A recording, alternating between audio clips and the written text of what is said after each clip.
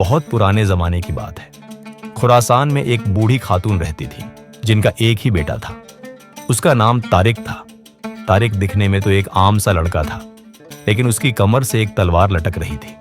तारिक जैसे जैसे बड़ा होता जाता, यह तलवार भी उसके साथ बड़ी होती जाती थी। एक रात तारिक ने एक ख्वाब देखा, फिर अगली रात भी वही ख्वाब, और तीसरे दिन भी वही ख्वाब। अब तारिक समझ गया कि यह ख्वाब जरूर सच्चा है। उसके चेहरे पर खुशी साफ झलक रही थी, और उसने अपने आप से वादा किया कि वह यह ख्वाब किसी को नहीं बताएगा। जब उसकी मां ने खुशी की वजह पूछी तो वह बोला, अम्मा, मैंने एक ख्वाब देखा है, लेकिन यह ख्वाब मैं किसी को नहीं बता सकता। मां ने इसरार किया, बेटा मुझे तो सुना दो, मैं किसी को नहीं बताऊंगी। मगर तारिक नहीं माना। मां गुस्से में आकर बोली, ख्वाब सुनाना ही पड़ेगा, वरना याद रखो मैं तुम्हारे साथ अच्छा सुलूक नहीं करूंगी। तारिक ने फिर भी नहीं सुनाया। मां ने पहले खूब डांट डपट की, फिर मारना शुरू कर दिया, मगर तारिक पर न डांट का असर हुआ न मार का। इत्तेफाक से वहां से शहर का काजी गुजर रहा था। उसने तारिक की चीखें सुनी तो सिपाहियों से कहा, जाओ देखो कौन जोर जोर से चिल्ला रहा है, शायद किसी मजलूम को मदद की जरूरत हो। सिपाहियों ने जाकर बताया तो काजी बोला, मैं अपनी जिंदगी में कभी नहीं रोया और न किसी बच्चे को रोते देख सकता हूं। जाओ उस लड़के को फौरन मेरे सामने हाजिर करो। सिपाही तारिक को काजी के पास ले आए। काजी ने रोने की वजह पूछी तो तारिक बोला, जनाब, मैंने एक अजीब ख्वाब देखा है और मेरी मां इसलिए मार रही थी कि मैं ख्वाब नहीं बता रहा था। काजी मुस्कुराकर बोला, बहुत खूब, यकीनन वह ख्वाब बहुत दिलचस्प होगा। बरखुरदार, क्या तुम मेरे बेटे बनना पसंद करोगे? तारिक खुश होकर बोला, जी जनाब, यह मेरी बड़ी खुशकिस्मती होगी। काजी ने एक सिपाही को तारिक की मां के पास पैगाम भेजा कि अगर इजाजत हो तो तारिक को अपने पास रख लूं, उसकी तालीम और तरबियत का जिम्मा मेरे सर होगा। बूढ़ी मां ने यह सुना तो गम खुशी में बदल गया। वह दौड़ती हुई काजी के पास आई और बोली, जनाब, आप मेरे बेटे को ले जाएं, मुझे कोई ऐतराज नहीं। फिर बेटे से बोली, बेटा, काजी साहब की फरमाबरदारी करना और हर हुक्म मानना। जब गाड़ी काफी दूर निकल गई तो काजी ने तारिक से पूछा, अब बताओ तुम जोर जोर से क्यों चिल्ला रहे थे? तारिक बोला, मेरी मां मुझे मार रही थी क्योंकि मैं ख्वाब नहीं बता रहा था और यह ख्वाब मैं किसी को नहीं सुना सकता। काजी मुस्कुराकर बोला, क्या मुझे भी नहीं? तारिक बोला, जी नहीं। काजी बोला, कोई बात नहीं, घर पहुंचकर जरूर सुना दोगे। घर पहुंचकर काजी ने अपने बच्चों को बुलाया और कहा, देखो मैं तुम्हारा नया साथी लाया हूं, इसके साथ खेलना मगर तंग मत करना क्योंकि इसने एक अजीब ख्वाब देखा है और किसी को बताना नहीं चाहता। सबसे बड़ी लड़की बोली, मुझे ही सुना दो। तारिक ने सर हिला दिया। मंजली ने पूछा तो भी इनकार। छोटी लड़की ने जिद की तो तारिक गुस्से में बोला, अब अगर किसी ने जिद की तो मारूंगा। यह बात काजी को नागवार गुजरी। उसने सिपाहियों को हुक्म दिया, इस बदतमीज को ले जाओ और जब तक अक्ल ठिकाने न आए हवेली न लाना। नौकरों ने तारिक के साथ बहुत अच्छा सुलूक किया, यहां तक कि वह खुशी खुशी उनके साथ रहने लगा। एक दिन काजी की छोटी लड़की वहां से गुजरी। उसे तारिक को देखते ही ख्वाब का जिक्र याद आ गया। बोली, अगर ख्वाब सुना दो तो तुमसे शादी कर लूंगी। तारिक को गुस्सा आया और उसने 2-3 थप्पड़ मार दिए।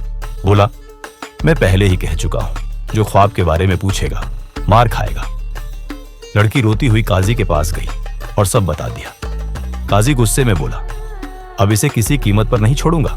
एक दिन एक मंगोल कासिद सुल्तान के दरबार में हाजिर हुआ और सरकंडे की 3 छड़ियां दी। बोला, मेरे आका ने पूछा है कि इनमें से कौन सी जड़ के करीब, कौन सी दरमियान में और कौन सी सिरे पर उगी थी। जवाब न दे सके तो जंग होगी। सुल्तान परेशान हुआ क्योंकि तीनों छड़ियां एक जैसी थीं। शहजादी ने बाप को फिक्रमंद देखा तो बोली, अब्बा हुजूर, फिक्र न करें, मैं हल जरूर ढूंढ निकालूंगी। वह दौड़ती हुई मीनार के पास गई और सारा वाकया तारिक को बताया।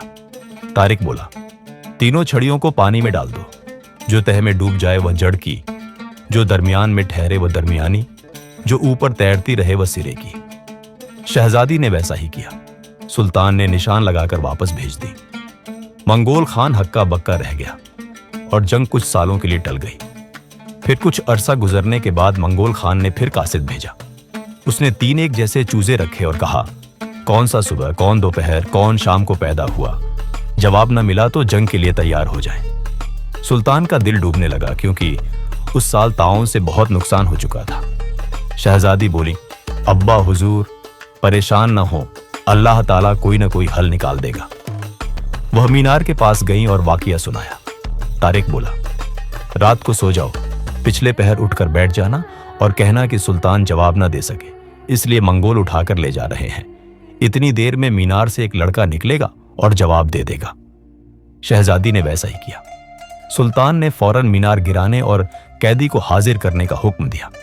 तारिक हाजिर हुआ तो सुल्तान बोला, अब तुम्हारी गलती की सजा पूरी हो चुकी, तुम आजाद हो, मगर शर्त यह कि इस मुश्किल वक्त में साथ दो। फिर मंगोल का खत दिया और पूछा, किस तरह मदद कर सकते हो। तारिक बोला, 3 एक जैसे प्याले मंगवाइए, एक में झिंसी, दूसरे में गेहूं, तीसरे में जौ भरे। जो चूजा गेहूं खाए वह सुबह का, जो जौ खाए दोपहर का, जो झिंसी खाए रात का। सुल्तान ने वैसा किया और निशान लगाकर वापस भेज दिया। मंगोल का मंसूबा धरा का धरा रह गया। मंगोल खान ने अपनी खाला, जो मुल्क की सबसे चालाक औरत थी, को बुलाया। उसने बताया कि जवाब एक बूढ़ी मां का बेटा देता है। अगर जिंदा रहा तो एक दिन तख्त पर बैठेगा। इसे मार डालो, वरना खतरनाक साबित होगा।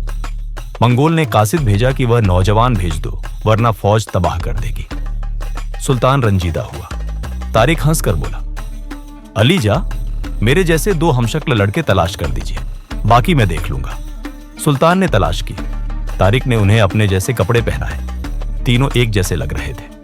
सुल्तान ने तीनों को कासिद के साथ भेज दिया। मंगोल खान ने खूब खिदमत की, मगर तीनों में फर्क न कर सका। खाला बोली, कल आस्तीन फाड़कर पहचान लोगे। रात को जादूगरनी खाला ने तारिक की आस्तीन फाड़ दी। सुबह तीनों ने अपनी आस्तीनें भी फाड़ दी। मंगोल फिर नाकाम हुआ और तीनों को वापस भेज दिया।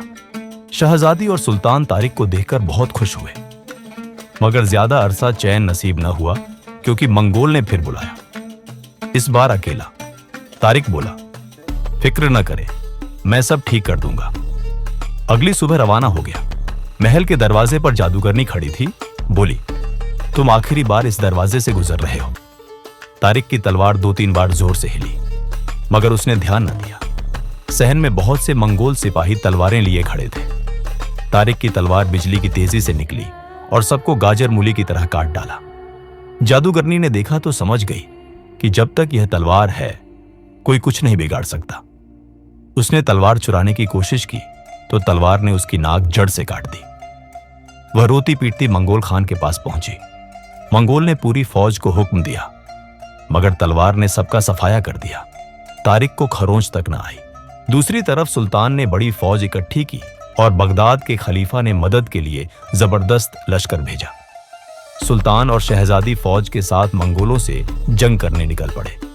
मंगोल मुल्क के करीब पहुंचे तो सामने तारिक आता दिखाई दिया। उसने अपने कारनामे सुनाए तो फौज नारे लगाने लगी और सब वापस महल पहुंच गए। सुल्तान ने तारिक को पास बिठाया और बोला, बेटा, तेरी अक्लमंदी, बहादुरी और दानिशमंदी ने मुल्क बचा लिया। अब तुम शहजादी मुनीजा से शादी करोगे। दरबार में खुशी फैल गई। तारिक की आंखों में आंसू आ गए। बोला, अली जा, मैं एक मामूली बूढ़ी औरत का बेटा हूं। शहजादी से शादी मेरे लिए बायसे फक्र होगी, मगर क्या आपको सचमुच मुझ पर भरोसा है? सुल्तान बोला, तुमने 3 बार मेरी सल्तनत को तबाही से बचाया, वफादारी, अक्ल और जुर्रत का सबूत दिया। अगर कोई शहजादी मुनीजा के काबिल है तो वह तुम हो। शहजादी मुनीजा शर्मा गई, मगर दिल ही दिल में बहुत खुश थी। शादी की तैयारियां होने लगी। हर तरफ चिरागां किया गया और पूरा शहर खुशियों में डूब गया। शादी के दिन तारिक ने वही तलवार कमर से बांधी जो बचपन से उसके साथ थी। निकाह मुकम्मल हुआ तो अचानक आसमान पर बादल छा गए, बिजली कड़कने लगी और तलवार चमकने लगी। सब हैरान रह गए। अचानक एक आवाज गूंजी, तारिक, अब तेरा ख्वाब पूरा हो गया। तारिक चौंक गया। सुल्तान ने पूछा, बेटा, यह क्या मुआमला है? तारिक बोला, अली जा, मेरा ख्वाब यह था कि एक दिन मैं ऐसी तलवार का मालिक बनूंगा जो रोशनी और सच्चाई की अलामत हो। जिस दिन यह तलवार नूर बरसाएगी, मेरी जिंदगी का मकसद पूरा हो जाएगा। यह कहकर तारिक ने तलवार निकाली और आसमान की तरफ उठा दी। नूर के बादल छट गए और सूरज की किरणों ने महल को मुनव्वर कर दिया। शहजादी मुनीजा मुस्कुराकर बोली, अब बताओ, तुम्हारा ख्वाब मुकम्मल हो गया? तारिक बोला, हाँ, मगर अगर तुम मेरे साथ रहो तो यह ख्वाब हमेशा जिंदा रहेगा। तालियों की गूंज पूरे महल में सुनाई दी। सुल्तान ने दोनों के सरों पर हाथ रखकर दुआ दी और यूं तारिक और मुनीजा की कहानी हमेशा के लिए अमर हो गई। सबक: अक्ल, बहादुरी और सब्र से बड़ी मुश्किल हल हो जाती है और अल्लाह नेक दिल और साबित कदम लोगों को इज्जत देता है।